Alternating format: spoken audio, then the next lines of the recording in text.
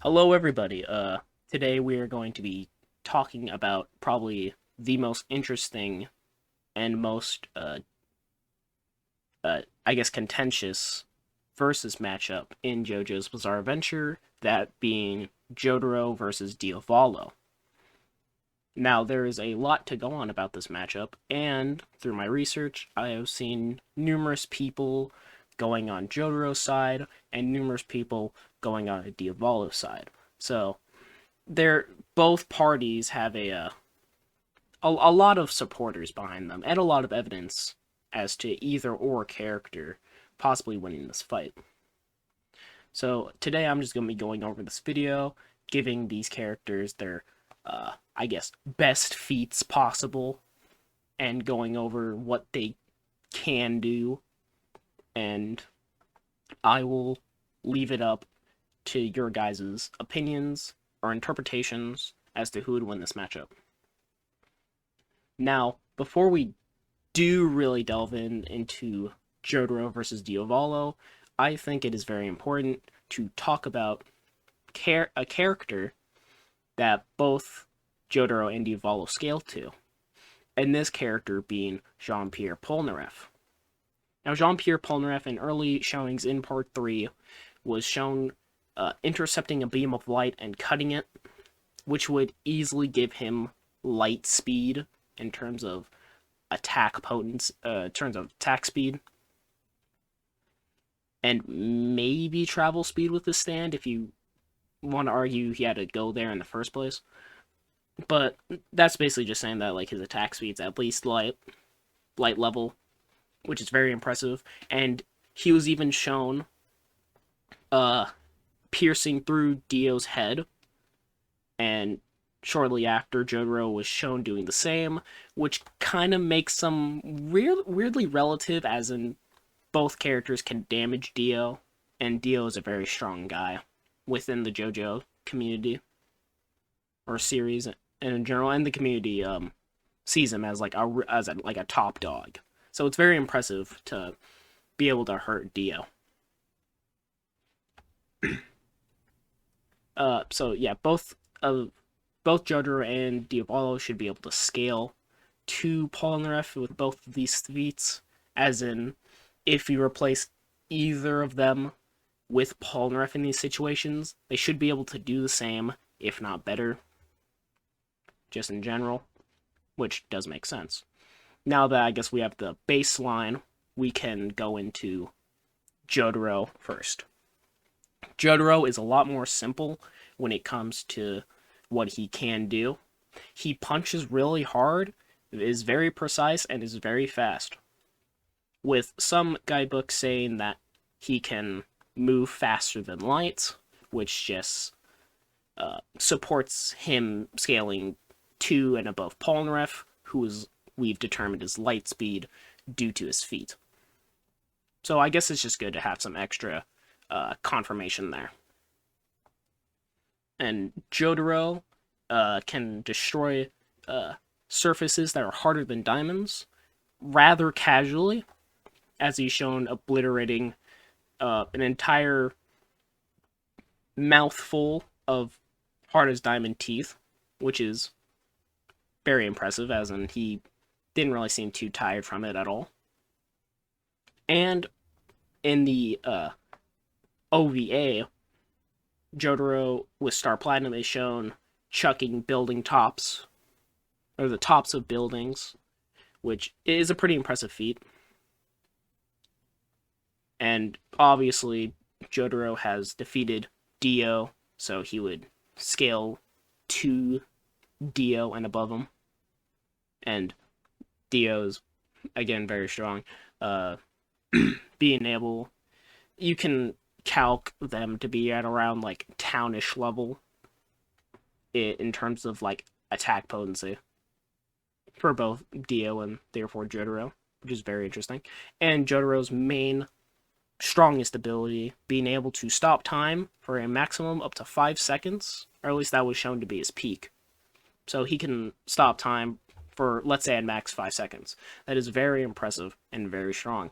I'm telling you, if Jotaro did not have this ability to stop time, this debate would not be as contentious. This is one of Jotaro's main win cons for this fight, is to be able to get a time stop off. If he can, it might just be wraps for Diavolo. However, let's not jump the gun just yet, as in we still do have to talk about Diavolo. Now, Diavolo is a very interesting character when it comes to scaling, because there's a lot of scaling for him. It's just you kind of have to look, you have to look a bit deeper into him. Now, Diavolo does scale above Polnareff because he has fought him before and has won twice. And if you don't know what Diavolo did to Polnareff, he put him in a wheelchair. So it's safe to say that he did massive damage to him. Now, Diavolo has the stand King Crimson.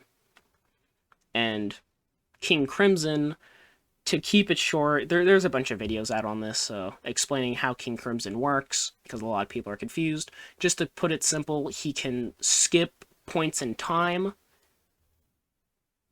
That's basically just the general idea of it, is that he's able to skip events.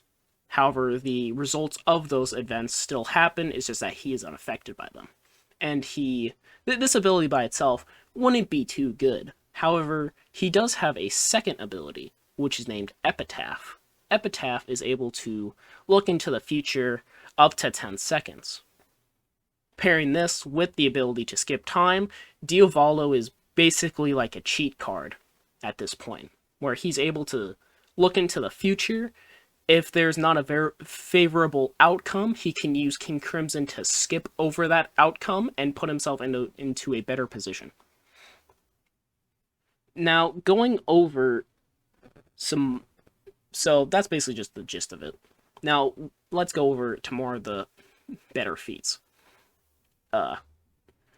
Jotaro fought a Anubis-possessed Polnareff, where both were seemed to be somewhat relative to each other until Jotaro beat this possessed Polnareff.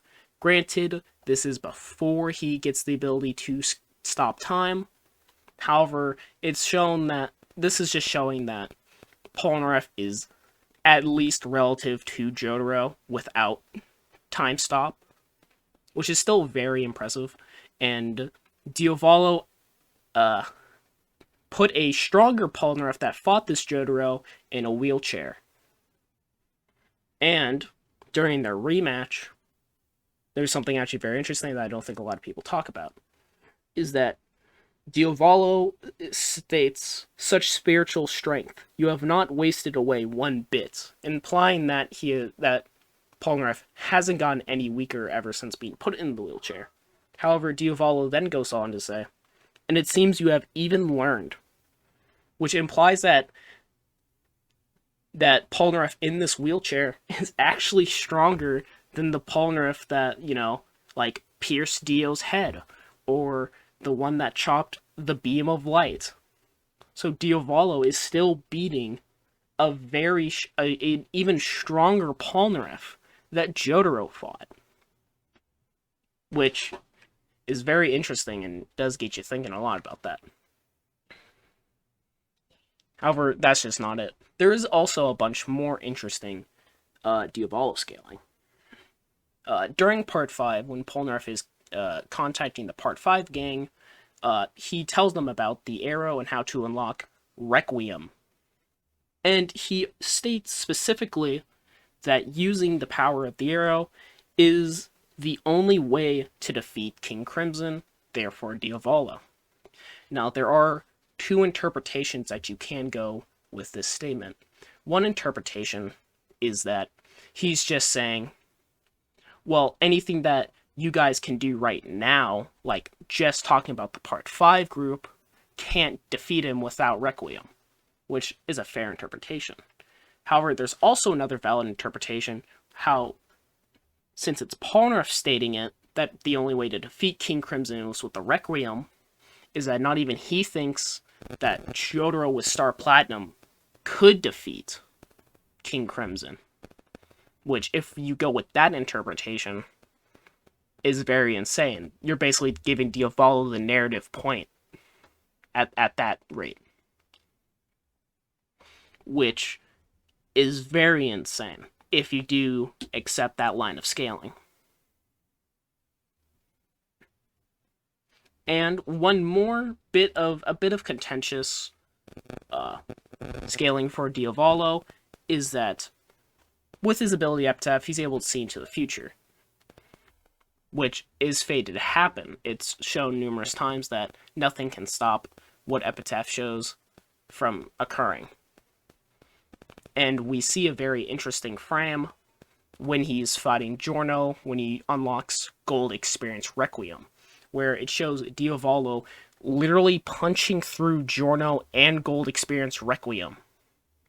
Now, of course, this did not actually happen because Gold Experience Requiem is a really busted stand power and was able to revert actions to 0, therefore not letting Diavolo reach this truth. Which implies that if he did not do it, this is what would have happened. And going into Gold Experience Requiem, going off of official stats, all of his stats say none because they are just too high to properly scale, or at least with the rest of the normal stands that we know of.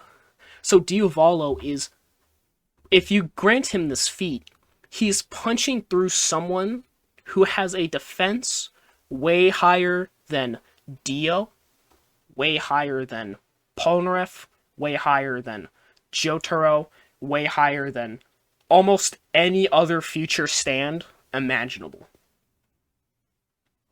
So there's a lot of... So, if you do grant him that, if he's able to hit Jotaro, it's almost going to be a guaranteed one-shot. And I mean, King Crimson and Diavolo do like to one-shot people, like he did with Bruno, basically, which is very insane. Now, of course, Jotaro could still win, if he gets his time stop off and just immediately goes for the kill, then yeah, Diavolo is probably dying because he would get caught off guard. However, if Diavolo were to get off his King Crimson ability first, Jotaro would get caught off guard and would get one shot. So it basically just goes down to who gets off their ability first. And if you go with the scaling that Diavolo fought and reacted to a wheelchair Polnareff with certain scaling is way stronger than the Polnareff that Jotaro was able to react to and fight, then you could say that Diavolo would have the time to get off his ability first. However, if you do not grant Diavolo that line of scaling, then Jotaro is getting off his time stop first and winning. However, so actually, yeah, that's about it for this matchup. So, for my personal opinion, if we give Diavolo all of his line of scaling, like every single bit of available information, he's more than likely beating Jotaro in this matchup. However, if you do not grant him these feats, such as punching through GER, fighting and reacting to a way stronger Polnareff than Jotaro did, and being stated that only the power of Requiem could defeat him, which, if you don't give him any of that, which does seem just a little unfair not to give him at least one of those feats, then Jotaro is just like pooping on him. Basically, he's destroying Diavolo in this fight. But yes, that is about it that I have to say for this matchup. Tell me who you think wins and why, and good luck trying to figure this out. I know I had a lot of trouble doing it.